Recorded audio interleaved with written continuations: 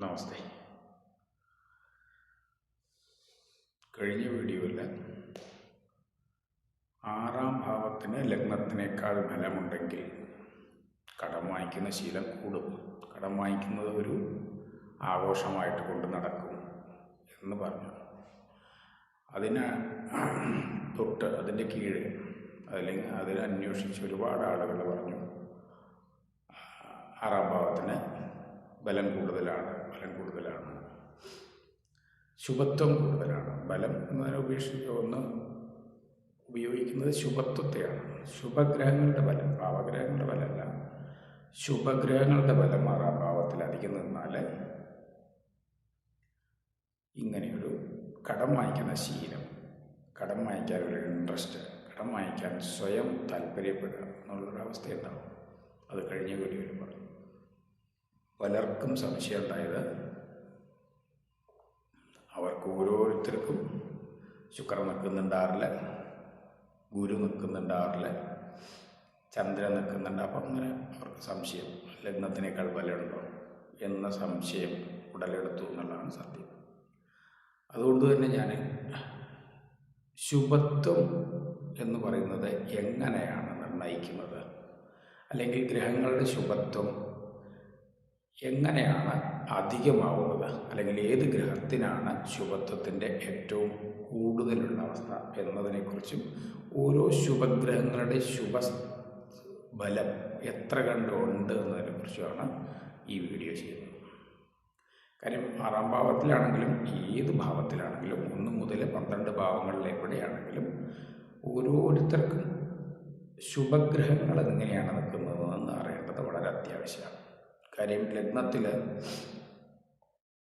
ശുഭൻ നിൽക്കുന്നു എന്ന് പറയുമ്പോൾ നമ്മൾ ജീവിതത്തിൽ 10 കോടി ഉണ്ടാക്കുമോ, 100 കോടി ഉണ്ടാക്കുമോ, 1000 കോടി ഉണ്ടാക്കുമോ, അല്ലെങ്കിൽ 1 കോടി ഉണ്ടാക്കുമോ, അല്ലെങ്കിൽ ലക്ഷങ്ങൾ ഉണ്ടാക്കുമോ എന്നൊക്കെ തീരുമാനിക്കുന്നത് ലഗ്നത്തിൻ്റെ ശുഭത്വത്തിനനുസരിച്ചാണ്. ലഗ്നത്തിൽ ഏത് ശുഭഗ്രഹം നിൽക്കുന്നു, അല്ലെങ്കിൽ ലഗ്നത്തിലേക്ക് ഏത് ശുഭഗ്രഹത്തിൻ്റെ ദൃഷ്ടിയുണ്ട്, അല്ലെങ്കിൽ ലഗ്നാധിപനുമായി ഏത് ശുഭഗ്രഹത്തിനാണ് ബന്ധം വരുന്നതെന്ന് നോക്കിയിട്ടാണ്. അപ്പോൾ ലഗ്നത്തിന് ശുഭത്വം തീരുമാനിക്കുന്നതും ശുഭഗ്രഹങ്ങൾ ആരാണെന്ന് നോക്കിയിട്ടാണ്. പ്രധാനമായിട്ടും ശുഭഗ്രഹങ്ങളെ വേർതിരിക്കുന്നത് ഗുരു, പൗർണമി ചന്ദ്രൻ, പൗർണമിയോട് അടുത്ത ചന്ദ്രനെല്ലാം, അതുപോലെ ശുക്രൻ, ബുധൻ എന്ന 4 ഗ്രഹങ്ങളാണെന്ന് പറഞ്ഞു. അത് ഓർഡർ മാറാൻ പാടില്ല. ഇത് 4ഉം ഒരുപോലെ ശുഭത്വമാണോ വെച്ചാൽ അങ്ങനെയല്ല. ഏറ്റവും ശുഭത്വം 100% അല്ലെങ്കിൽ 100 മാർക്ക് ശുഭത്വം എന്ന് പറയുന്നത് ഗുരുവിനാണ്. ഗുരു ഏറ്റവും ശുഭഗ്രഹം ഗുരുവിനാണ്. ഗുരുവിൻ്റെ പകുതി ശുഭത്വമാണ് ശുക്രനുള്ളത്. നമുക്കറിയാം, ശുക്രനെ കുറിച്ച് പണ്ട് ഒരു കഥയുണ്ട്.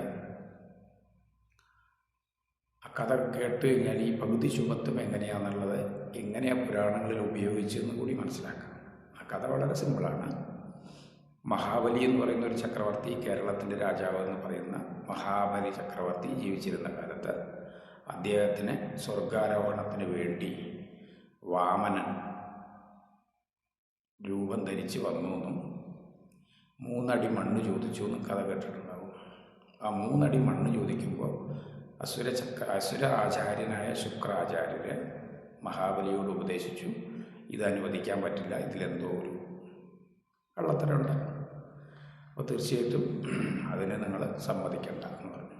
അപ്പോൾ മഹാബലി പറഞ്ഞു, ഞാനതിന് സമ്മതിച്ചു പോയി, ഇനി നിവൃത്തിയില്ല, പറഞ്ഞ വാക്ക് പാലിക്കാതിരിക്കാൻ എന്നെ കൊണ്ടാവില്ല എന്ന് മഹാബലി പറയുകയും കൊടുക്കാൻ തയ്യാറാവുകയും ചെയ്യും. അപ്പോൾ ശുക്രാചാര്യൻ നോക്കുമ്പോൾ അദ്ദേഹത്തിന് കാര്യം മനസ്സിലായി, എന്തോ ഒരു കുഴപ്പമുണ്ടെന്ന് മനസ്സിലായി. എന്താണെന്ന് വ്യക്തമായില്ലെങ്കിലും അദ്ദേഹം ദേവഗുരുവാണ്, വളരെ ജ്ഞാനിയാണ്, ഭോഗ തൽപരജ്ഞാനിയാണ്, ആത്മീയ തൽപരജ്ഞാനിയാണ് ദേവഗുരു. അസുരഗുരു ഭോഗ തൽപരജ്ഞാനിയാണ്, അതായത് ശുക്രാചാര്യ നല്ല നോളജുള്ള ആളാണ്. അപ്പോൾ അദ്ദേഹം എന്ത് ചെയ്തു പറഞ്ഞു കഴിഞ്ഞാൽ, വാമനൻ്റെ കയ്യിലിരിക്കുന്ന കമണ്ഡലുവിൻ്റെ ഉള്ളിലെ വാലിലെ വണ്ടിൻ്റെ രൂപത്തിൽ കയറിയിരുന്നു എന്നാണ് കഥയാണ്. ആ വണ്ടിൻ്റെ രൂപത്തിലിരിക്കുന്ന സമയത്ത് കമണ്ടലു കമഴ്ത്തി വെള്ളം എടുക്കാൻ നോക്കുമ്പോൾ അർക്യം ചെയ്യണം. എന്നാലാണ് ധാനം എന്ത് പ്രവർത്തിക്കും ജലം കൊണ്ട് അർക്യം ചെയ്യാൻ പറ്റണം. അർക്യം ചെയ്യാൻ പറ്റാതെയായി. കാര്യം വണ്ട് കയറിയിരുന്നപ്പോൾ വാമനൻ ഒരു ദർഭപുല്ലെടുത്ത് വണ്ടിനെ കുത്തിക്കളയാൻ നോക്കി. നോക്കിയപ്പോൾ ഒരു കണ്ണ് നഷ്ടപ്പെട്ടു ശുക്രാചാര്യർക്കെന്നാണ്. അതായത് ഒരു കണ്ണേ ഉള്ളൂ ശുക്രാചാര്യർ. ഈ കഥ എന്തിനപ്പോൾ പറയുന്നത് പറഞ്ഞു കഴിഞ്ഞാൽ, ഇത് ഒരു പുരാണ കഥയാണെങ്കിലും ശുക്രൻ യഥാർത്ഥത്തിൽ ഗുരുവിനേക്കാൾ പകുതി ബലമുള്ള ഗ്രഹമാണ്. ഗുരുവിനുണ്ട ശുഭത്വത്തിൻ്റെ പകുതി ശുഭത്വേ ഉള്ളൂ ശുക്രൻ. അതിന് പല കാരണമാണ്. ഒന്ന്, ഗുരു എന്ന് പറയുന്നത് വലിയൊരു ഗ്രഹമാണ്. ഒരുപാട് ദൂരെയാണ് ശുക്രനെ അപേക്ഷിച്ച്. ശുക്രൻ ഭൂമിയുടെ വളരെ അടുത്താണ്. പക്ഷേ വളരെ അടുത്ത് മീൻസ് ബുധൻ ശുക്രനാണ്. ബുധൻ കഴിഞ്ഞാൽ പിന്നെ ശുക്രനാണ്. പക്ഷേ ചെറിയ ഗ്രഹങ്ങളാണ്. ഗുരു എന്ന് പറയുന്നത് വലിയ ഗ്രഹമാണ്, ഒരുപാട് ദൂരെയാണ്. ഗുരു കഴിഞ്ഞ് കഴിഞ്ഞാൽ പിന്നുള്ളത് ശനി മാത്രമാണ്. ശനിയാണെങ്കിൽ ഒരുപാട് ദൂരെയുള്ള ഒരു ഗ്രഹമാണ്. അപ്പോൾ വളരെ ദൂരെയുള്ള ഗുരുവാണ് വലുപ്പം കാരണം. നവഗ്രഹങ്ങളിൽ ഏറ്റവും വലുപ്പം കൂടിയ ഗ്രഹം ഗുരുവാണ്. അതുകൊണ്ട് തന്നെ ഏറ്റവും പ്രകാശം ഭൂമിയിലേക്ക് തരുന്ന അല്ലെങ്കിൽ ഏറ്റവും പ്രതിഫലന ശക്തി കൂടുതലുള്ള ഗ്രഹം ഗുരുവാണ്. ശുക്രൻ വളരെ അടുത്താണ്. പക്ഷെ ബുധനേക്കാൾ ശുഭത്വമുണ്ട്. ബുധനേക്കാൾ ശുഭത്വമുള്ള ഗ്രഹം. അപ്പോൾ ഗുരുവിൻ്റെ പകുതി ബലമാണ് ആർക്കുള്ളൂ? ശുക്രനുള്ളൂ, ശുക്രാചാര്യർക്കുള്ളൂ. ഗുരുവിന് തന്നെ പലതരമുണ്ട്. നീചഗുരു ശുക്രന് ഒത്ത ബലമുണ്ട്. നീചഗുരു മിക്കവാറും ആളുകൾ പറയും ഗുരു നീചത്തിലാണ്, ബലമില്ല എന്നല്ല. നീചഗുരു ശുക്രനൊത്ത ബലമുണ്ട് എന്നുള്ളതാണ്. ശുക്രനൊത്ത ബലം മീൻസ് ശുക്രൻ്റെ ഏകദേശം ശുക്രനോളം ബലം തരാൻ കഴിയും നീചഗുരു. അപ്പോൾ നീചനായ ഗുരുവിന് പാപത്വമൊന്നുമില്ലെങ്കിൽ, പാപത്വം പറയുന്നത് ശനി, ചൊവ്വ, രാഹു ഗ്രഹങ്ങളുടെ ബന്ധം, ചൊവ്വ അല്ല, ശനി രാഹു ബന്ധം, അമാവാസി ചന്ദ്രൻ്റെയൊക്കെ ബന്ധം നീചഗുരുവിനില്ലെങ്കിൽ നീചഗുരു ശുക്രൻ്റെ അതേ ഫലം തരാൻ കഴിവുള്ള ഒരു ഗ്രഹമാണ് നീചനായ ഗുരു. അപ്പോൾ ഉച്ചഗുരു അതിൻ്റെ ഇരട്ടി ഫലം തരാം. 100ൽ 110% പ്രകാശം തരുന്നതാണ് ഉച്ചഗുരു എന്ന് പറയുന്നത്. അപ്പോൾ ഗുരുവിൽ തന്നെ പലതരം ഉണ്ടെന്ന് നമ്മൾ മനസ്സിലാക്കണം. അതൊരു ഓർബിറ്റാണ്. നീചഗുരുവാണ് 0 ഡിഗ്രി എങ്കിൽ 180 ഡിഗ്രിയാണ് ഉച്ചഗുരു. ആ 180 നിന്ന് വീണ്ടും താഴ്ന്ന് ബലം കുറഞ്ഞ് വരുന്നു, വീണ്ടും 0ലേക്ക് വരുമ്പോൾ വീണ്ടും നീചഗുരുവാകും. അങ്ങനെ ഈ ഒരു ഓർബിറ്റിൽ നീചഗുരു ശുക്രന് തുല്യമായ ബലമുണ്ട്. അപ്പോൾ ശുക്രനെ ആലോചിക്കാമല്ലോ.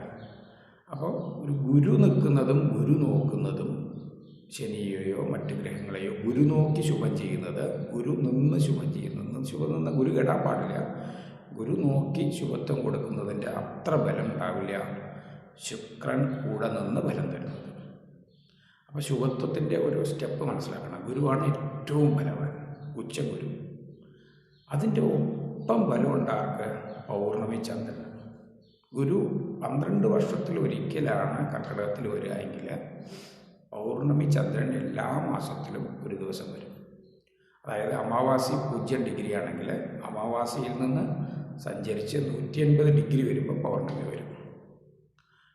ഇതിൽ തന്നെ 90 ഡിഗ്രി കഴിഞ്ഞ് കഴിഞ്ഞാൽ ഏകദേശം ശുക്രനോളം ഫലം വരും, അല്ലെങ്കിൽ ഗുരുവിൻ്റെ 50% ഫലം വരും. 90 ഡിഗ്രി പറയുമ്പോൾ സപ്തമി, അഷ്ടമി, നവമി തിഥികൾ വരുമ്പോൾ. അപ്പോൾ വെളുത്ത പക്ഷം എന്ന് പറയുന്നത് അമാവാസി ചന്ദ്രനിൽ നിന്ന് പൗർണമി ചന്ദ്രനിലേക്കുള്ള യാത്രയാണ്.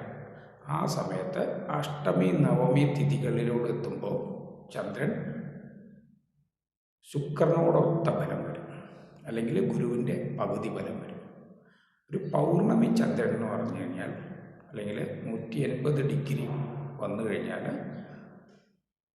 അതായത് ചതുർത്ഥി വരുമ്പോൾ നമുക്കൊരു 95% ബലമുണ്ട് ചന്ദ്രൻ എന്നുള്ളതാണ്. അതായത് പൗർണമി ചന്ദ്രൻ എന്ന് പറഞ്ഞു കഴിഞ്ഞാൽ ഗുരുവിനേക്കാൾ 10% ഫലം അധികം പറയണം, അല്ലെങ്കിൽ ഒരു 20%.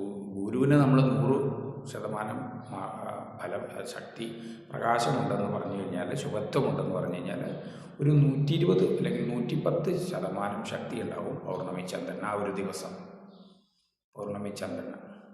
അപ്പോൾ ഏറ്റവും ശുഭഗ്രഹം പൗർണമി ചന്ദ്രനാണ്. അത് ഒരു ദിവസമേ കിട്ടുള്ളൂ എന്നുള്ളതാണ്. പൗർണമി ചന്ദ്രൻ ഒരു ദിവസം പൂർണ്ണ പൗർണമി, മറ്റ് 95% ഫലം. അങ്ങനെ നമ്മൾ നോക്കണം. അതായത് അമാവാസി കഴിഞ്ഞ അഷ്ടമി മുതൽ ബലം വന്ന ചന്ദ്രൻ പൗർണമി എത്തുമ്പോൾ ഗുരുവിനേക്കാൾ ബലം വന്നിട്ടുണ്ടാവും. അപ്പോൾ ഗ്രഹങ്ങളുടെ ഫലം മനസ്സിലാക്കൽ എളുപ്പമാണ്. ചന്ദ്രനാണ് ഏറ്റവും ബലവാൻ, പൗർണമി ചന്ദ്രൻ. അമാവാസി ഏറ്റവും മോശമാണ്. അതേപോലെ തന്നെയാണ് ഗുരു വന്നിട്ട് ഉച്ചഗുരുവിന് ഉള്ള പകുതി മാർക്കേ ഉണ്ടാവുള്ളൂ നീചഗുരു. നീചഗുരു ഏകദേശം ശുക്രന് തുല്യമായ അവസ്ഥയുണ്ടാവും. പിന്നെ നമുക്ക് മൂന്നാമത്തെ ഗ്രഹം ചന്ദ്രനെ പറഞ്ഞു, ഗുരുവിൻ്റെ ശുഭത്വം പറഞ്ഞു. അപ്പോൾ ഈ ഗ്രഹങ്ങൾ നോക്കും ചെയ്യുന്നതിനനുസരിച്ച് ഓരോ ഭാവത്തിനും, ഇപ്പോൾ നമ്മൾ ഒരാൾ ചോദിക്കുകയാണ് 2ാം ഭാവത്തിൽ ഗുരുവുണ്ട്, ഗുരു ഉച്ചനാണോ നീചനാണോ എന്ന് ആദ്യം നോക്കണം. അല്ലെങ്കിൽ 2ാം ഭാവത്തിൽ ശുഭത്വമുണ്ട്, ശുക്രനാണോ ഗുരുവാണോ പൗർണമി ചന്ദ്രനാണോ എന്ന് നോക്കണം. അങ്ങനെയാണ്. അപ്പോൾ അത് കഴിഞ്ഞിട്ട് 4ാമത്തെ ഗ്രഹമാണ് ബുധൻ എന്ന് പറയുന്നത്. ബുധൻ തനിച്ച് നിന്നാൽ ശുക്രൻ്റെ പകുതി ബലം ഉണ്ടാവും. തനിച്ച ബുധൻ ചെറിയ ഗ്രഹമായതുകൊണ്ടാണ്.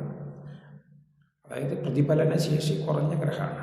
തനിച്ച് നിന്നു കഴിഞ്ഞാൽ ശുക്രൻ്റെ പകുതി ബലം ഉണ്ടാവും. അതായത് ഗുരുവിൻ്റെ ഒരു 30-33% എന്ന് പറയാം.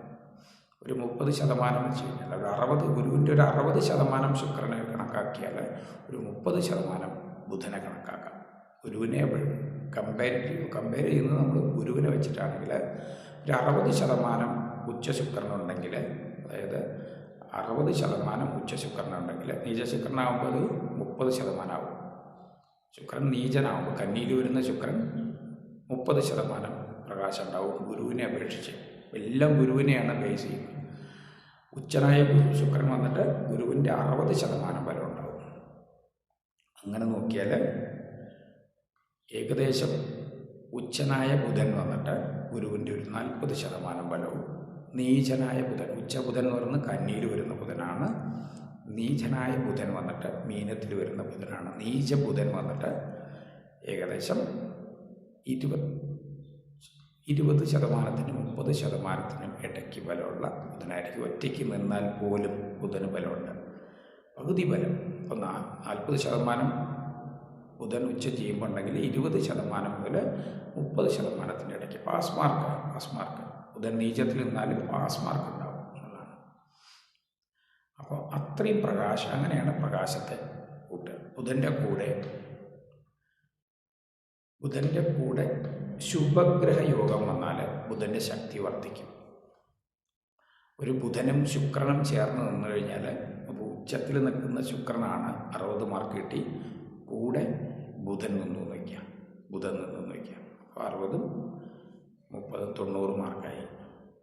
അപ്പോൾ ഒരു ഗുരു നിൽക്കുന്നതിന് തുല്യ മാർക്ക് വരും ബുധനും ശുക്രനും കൂടി ചേർന്ന് മീനത്തിൽ നിന്നാൽ. അവിടെ ബുധനായിരിക്കും മിക്കവാറും ശക്തി കൂടുക. നീചനാണെങ്കിലും നീചഗ്രഹങ്ങൾ ഉച്ചഗ്രഹത്തിൻ്റെ കൂടെ യോഗം ചെയ്തു കഴിഞ്ഞാൽ ഉച്ചൻ്റെ ശക്തി മൊത്തം, ഈ ശുഭഗ്രഹങ്ങൾക്കൊരു ക്വാളിറ്റി ഉള്ളത് എന്താണ് തത്വം ശരിക്കും മനസ്സിലാക്കണം. സത്വഗുണം, രജോ ഗുണം, തമോ ഗുണം എന്ന് പറയുന്ന 3 ഗുണങ്ങളെ നമ്മളൊന്ന് മനസ്സിലാക്കാൻ ശ്രമിക്കണം. സത്വഗുണം എന്ന് പറയുന്നത് നമുക്കൊന്നും എടുക്കാതെ അപരന് ദാനം ചെയ്യുന്നൊരു ശീലമാണ് സത്വഗുണം. അതിനെയാണ് ദേവത്വം എന്ന് പറയുന്നത്. ദേവൻ, മനുഷ്യൻ, അസുരൻ എന്ന് പറയുന്നത് ഇത് തന്നെയാണ്. ഈ ഗുണങ്ങൾ തന്നെ കണക്കാക്കിയിട്ടാണ്. അതായത് ശുഭഗ്രഹങ്ങൾ ദേവഗ്രഹങ്ങളാണ്, ദേവത്വമുള്ളതാണ്. അവരിലുള്ള ശക്തി മൊത്തം അവർ ദാനം ചെയ്ത് കളയും. അപ്പോൾ ശുക്രൻ ഉച്ചം ചെയ്ത് നീചബുധൻ്റെ കൂടെ നിന്ന് കഴിഞ്ഞാൽ അത് ഡിഗ്രിക്കനുസരിച്ച് 8 ഡിഗ്രിയുടെ ഉള്ളിൽ വന്നു കഴിഞ്ഞാൽ ശുക്രന് ബലമില്ല, ബുധന് മാത്രമേ ബലമുള്ളൂ. 8 ഡിഗ്രിയുടെ പുറത്താണെങ്കിൽ ശുക്രനും ബലമുണ്ട്. അടുപ്പെന്ന് പറയുന്നത് യോഗം വന്ന് 8 ഡിഗ്രിയുടെ ഉള്ളിൽ നിൽക്കുന്നത് ശുക്രന് ബലമില്ലാതെ ബുധന് മാത്രം ബലം വരും. നീചഭംഗ രാജയോഗം എന്ന് പറയുന്നത് അങ്ങനെയാണ്. 8 ഡിഗ്രിയുടെ പുറത്താണെങ്കിൽ ശുക്രനും ബലമുണ്ട്, ബുധനും ബലമുണ്ട് എന്ന് പറയും. ബുധൻ എപ്പോഴും ദാനം ചെയ്യും. ആര്? ശുക്രൻ വന്നിട്ട് ഉച്ചഗ്രഹം വന്നിട്ട് ബുധന് ദാനം ചെയ്തുകൊണ്ടേയിരിക്കും. അതാണ് സത്വഗുണമുള്ള ഗ്രഹം. സത്വഗുണമുള്ള എല്ലാം അങ്ങനെയാണ്. ദേവന്മാരങ്ങനെയാണ്. എല്ലാ ദേവതത്വങ്ങളും ചിന്തിച്ചു കഴിഞ്ഞാൽ അഗ്നിദേവനാണെങ്കിലും വായുദേവനാണെങ്കിലും, ഈ വായു നമുക്ക് വേണ്ടിയാണ്, അവർക്ക് സുഖത്തിന് വേണ്ടിയല്ല. അഗ്നി നമുക്ക് വേണ്ടിയാണ്. അഗ്നി, വായു, വരുണൻ എല്ലാം നമ്മൾ എന്ത് ദേവതത്വം എടുത്താലും ദേവത്വം എന്ന് പറയുന്നത് അപരന് വേണ്ടി ജീവിക്കുന്നതാണ്. അപരന് ദാനം ചെയ്യാൻ വേണ്ടി ജീവിക്കുന്നതിനെയാണ്. അതാണ് സത്വഗുണം. രജോ ഗുണം എന്ന് പറയുന്നത്, രജോ ഗുണങ്ങൾ ചൊവ്വ, സൂര്യൻ, ഗ്രഹങ്ങളാണ്. അതെങ്ങനെയാണെന്ന് പറഞ്ഞു കഴിഞ്ഞാൽ നമുക്കും വേണം, അപരനും വേണം. നമ്മുടെ ശക്തി പ്രതാപം നിലനിർത്തിക്കൊണ്ട് അപരനെ സംരക്ഷിക്കണം. അതാണ് രജസ്, രജോ ഗുണം. അല്ലെങ്കിൽ മനുഷ്യഗുണം എന്ന് പറയും. മനുഷ്യൻ സ്വയം ജീവിക്കും വേണം, മനസ്സിൻ്റെ ഉള്ളിൽ കാരുണ്യം ഉണ്ടാവും വേണം. ഇതാണ് മനുഷ്യഗുണം. കാരുണ്യത്തോടുകൂടി സ്വയം ജീവിക്കുന്നവനാണ് മനുഷ്യൻ. ദേവൻ എന്ന് പറയുന്നത് മറ്റുള്ളവർക്ക് വേണ്ടി മാത്രം ജീവിക്കുന്ന ആളുകൾ. അങ്ങനെയുള്ള ആളുകൾ പലരെയും നമുക്ക് കാണാൻ പറ്റും. മറ്റുള്ളവർക്ക് വേണ്ടി മാത്രം, സ്വന്തം ജീവിതത്തിന് യാതൊരു പ്രാധാന്യം കൊടുക്കാതെ, അത് ദൈവത്വം കൂടുതലുള്ളവർ. അസുരൻ, അത് ചൊവ്വ, സൂര്യൻ പോലുള്ള ഗ്രഹങ്ങളാണ് രജോ ഗുണ പ്രധാനികളായിട്ടുള്ള ഗ്രഹങ്ങൾ. അസുര ഗുണം എന്ന് പറയുന്നത് എന്താണ്? നമുക്ക് വേണ്ടി മാത്രം ജീവിക്കുന്നതാണ്. അപരനെ എന്ത് സംഭവിച്ചാലും, എന്ത് നാശം അപരന് സംഭവിച്ചാലും നമ്മുടെ വിജയം, നമ്മുടെ സുഖം, നമ്മുടെ സൗകര്യം, ഇതിനു വേണ്ടി മാത്രം ജീവിക്കുന്നതാണ് അസുരഗുണം അല്ലെങ്കിൽ തമോ ഗുണം. അതാണ് സത്ത്, രജസ്, തമസ് എന്ന് പറയുന്ന 3 ഗുണങ്ങൾ ഇങ്ങനെ കണക്കാക്കുക. അപ്പോൾ നമുക്ക് വേണ്ടി മാത്രം ജീവിക്കുന്ന, സെൽഫിഷായിട്ട്, വളരെയധികം സെൽഫിഷായിട്ട് ജീവിക്കുന്നവർ അസുരഗുണം, തമോ ഗുണ പ്രധാനികളായിരിക്കും, അസുരന്മാരായിരിക്കും. നമുക്കും മറ്റുള്ളവർക്കും വേണമെന്ന് ചിന്തിച്ച് ജീവിക്കുന്നവർ മനുഷ്യന്മാരായിരിക്കും, രജോ ഗുണ പ്രധാനികളായിരിക്കും. മറ്റുള്ളവർക്ക് മാത്രം വേണ്ടി ജീവിക്കുന്നവർ സത്വഗുണ പ്രധാനികളായിരിക്കും, ദേവഗുണത്വം ഉണ്ടായിരിക്കും. അങ്ങനെയാണ്. അത് ഗ്രഹങ്ങളിലും ഉണ്ട്. അപ്പോൾ ശുഭഗ്രഹങ്ങളെല്ലാം ദേവഗുണ പ്രധാനികളാണ്. ദേവഗുണം എന്ന് പറയുന്നത്, ഒരു ഗ്രഹം വളരെ അടുത്ത് വന്നു കഴിഞ്ഞാൽ സ്വന്തം ശക്തി എടുത്താൽ അദ്ദേഹത്തിന് കൊടുക്കും, ദാനം ചെയ്ത് കളയും. അതാണ് ശുക്രൻ ബുധൻ്റെ കൂടെ ഉച്ചം ചെയ്ത് കഴിഞ്ഞാൽ, ബുധൻ ശക്തിയില്ലാത്തതുകൊണ്ട് തന്നെ ശുക്രൻ്റെ അടുത്ത് നിന്ന് കടം ചോദിക്കും, ശുക്രൻ മൊത്തത്തിൽ കൊടുക്കും, വെച്ചോ എന്ന് പറയും. ശുക്രൻ ശക്തി ഉണ്ടാവില്ല, ശ്രദ്ധിക്കണം. അത് അപ്പോൾ ഉച്ചത്തിൽ ശുക്രൻ നിൽക്കുന്ന ബുധൻ, ശുക്രൻ എന്ന് പറയുന്നത് വികാരഗ്രഹമാണ്. വികാരഗ്രഹം, ലക്ഷറി, അങ്ങനെയുള്ള എല്ലാ കാര്യങ്ങളും ചെയ്തു തരുന്ന ശുക്രനാണ്. പക്ഷെ ബുധൻ എന്ന് പറയുന്നത് ഗണിതം, ബുദ്ധി, ജ്ഞാനം, അതുപോലെയുള്ള കാര്യങ്ങൾ, വിവേകഗ്രഹമാണ്. അപ്പോൾ ഉച്ചം ചെയ്ത ശുക്രൻ്റെ കൂടെ ബുധൻ നിന്ന് കഴിഞ്ഞാൽ ലക്ഷറി അല്ല സംഭവിക്കുക, വികാരം അല്ലെങ്കിൽ ഭോഗസുഖ വികാരങ്ങളല്ല സംഭവിക്കുക, മറിച്ച് ബുദ്ധി, ജ്ഞാനം, അറിവ്, ഗണിതം എന്ന് പറയുന്ന എഴുത്ത്, ചിന്ത, പ്രവൃത്തി, ജ്യോതിഷം, ഈ കാര്യങ്ങളാണ് സംഭവിക്കുക. കാര്യം അവിടെ ബുധനാണ് ബലം വരിക ഡിഗ്രിക്കനുസരിച്ച്. അതേപോലെ തന്നെ ബുധൻ്റെ ക്ഷേത്രമായ കന്നിയിൽ ബുധശുക്രയോഗം വന്നു കഴിഞ്ഞാൽ, അപ്പോൾ ബുധൻ ഉച്ചനാകും, ശുക്രൻ നീചനാകും. പക്ഷേ അവിടെ കന്നിയിലെ ബുധൻ 8 ഡിഗ്രിയുടെ ഉള്ളിൽ വന്നു കഴിഞ്ഞാൽ ബുധൻ നശിക്കും മീൻസ് ബുധൻ ശക്തി മൊത്തം ശുക്രന് കൊടുക്കും. 2 ശുഭഗ്രഹങ്ങളാണ്, അതുകൊണ്ടാണ് അങ്ങനെ സംഭവിക്കുന്നത്. ദേവന്മാരുടെ പോലെയാണ്, ദാനം ചെയ്യാം, ചോദിക്കും ശുക്രൻ, എൻ്റെ കയ്യിൽ ശക്തിയില്ല, പ്രകാശമില്ല, വിവരണ ശേഷിയില്ല, നിങ്ങൾക്ക് കടം. അപ്പോൾ ബുധൻ എന്ത് ചെയ്യും? അത് മൊത്തം കൊടുക്കും. അങ്ങനെ ബുധൻ അവിടെ ഒരു ബലം ഉണ്ടാവില്ല. കന്നിയിൽ ബുധനും ശുക്രനും കൂടി നിൽക്കുന്നുണ്ടെങ്കിൽ ബുധനല്ല ബലം ഉണ്ടാവുക, മറിച്ച് ശുക്രൻ്റെ സ്വഭാവമായിരിക്കും കൂടി നിൽക്കുക. അപ്പോൾ ഇങ്ങനെയാണ് ശുഭഗ്രഹങ്ങളെക്കുറിച്ച് പറയുക. മനസ്സിലാക്കേണ്ടത് വളരെ സിമ്പിളാണ്. 6 ശുക്രൻ നിൽക്കുന്നുണ്ടോ, ഗുരു നോക്കുന്നുണ്ടോ, അല്ലെങ്കിൽ പൗർണമി ചന്ദ്രനാണോ നിൽക്കുന്നത്, അമാവാസി ചന്ദ്രന് ബലമില്ല, പൗർണമി കഴിഞ്ഞ് വരുന്ന ചന്ദ്രനും അബലമില്ല, കുറഞ്ഞു വരിക ചെയ്യാം. അപ്പോൾ നമ്മൾ നോക്കേണ്ടത് 6 ശുഭഗ്രഹം ഉണ്ട് എന്നുള്ളതല്ല, വെറുതെ ഒരു ശുഭഗ്രഹം നിന്നാൽ പോരാ. നിൽക്കുന്ന സ്ഥാനം, സ്വന്തം വീട്ടിൽ, ഉച്ച വീട്ടിൽ എന്ന് പറയുന്നത് ടോപ്പ് ഫുൾ പവറാണ്. ഉച്ച വീട്ടിൽ നിൽക്കുന്ന ഗുരു 100-120 മാർക്ക് വാങ്ങിക്കുന്ന ഗുരുവാണ്. അതങ്ങനെ കുറഞ്ഞ് നീച വീട്ടിൽ വരുമ്പോൾ 50% മാർക്ക് വരും. 50% മാർക്ക് വരും.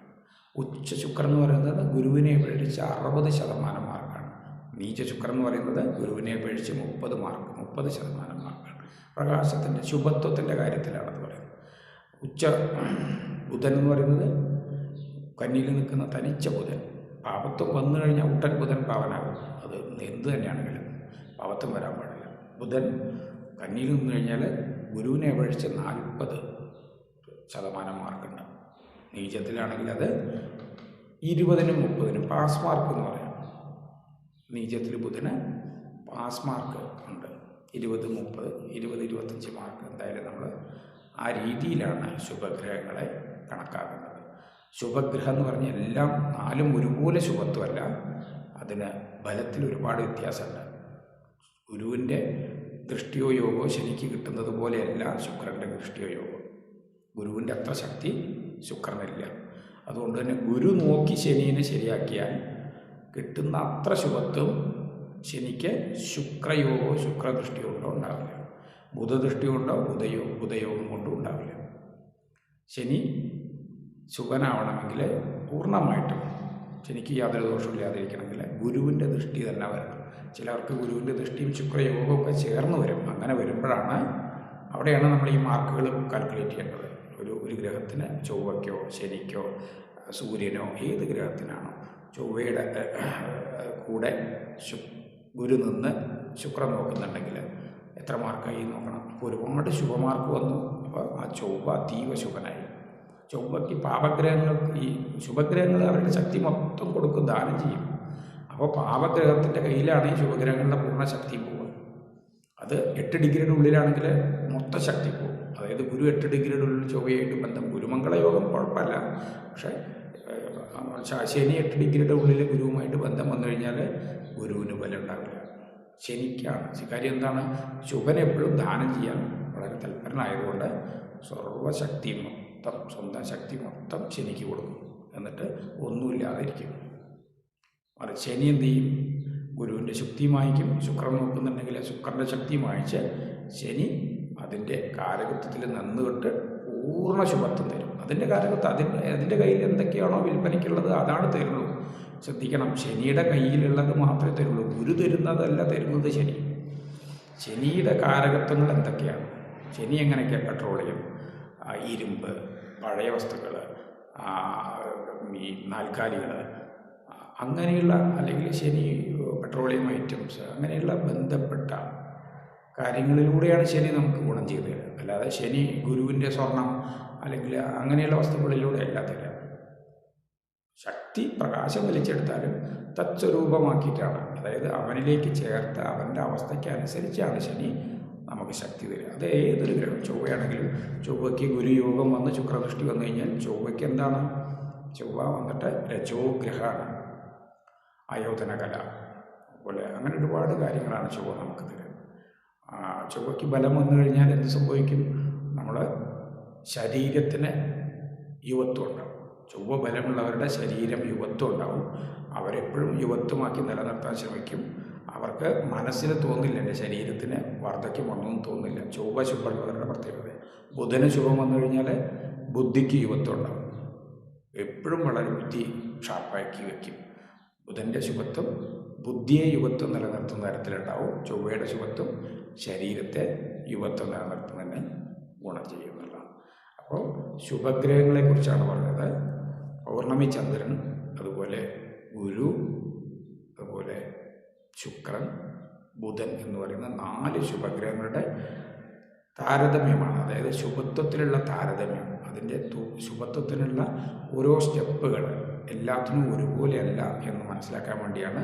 അത് വെച്ച് അതിനെ കൃത്യമായി മനസ്സിലാക്കുമ്പോഴാണ് ഫലം പറയുമ്പോൾ നമുക്ക് ആ വ്യക്തിക്ക് എന്ത് നടക്കും, എപ്പോൾ നടക്കും, എത്ര നടക്കും, ക്വാണ്ടിറ്റി എത്ര നടത്താൻ പറ്റും, എത്ര ഉയർച്ചയുണ്ടാവും എന്നൊക്കെ കാൽക്കുലേറ്റ് ചെയ്യാനും മനസ്സിലാക്കാനും പറ്റുക.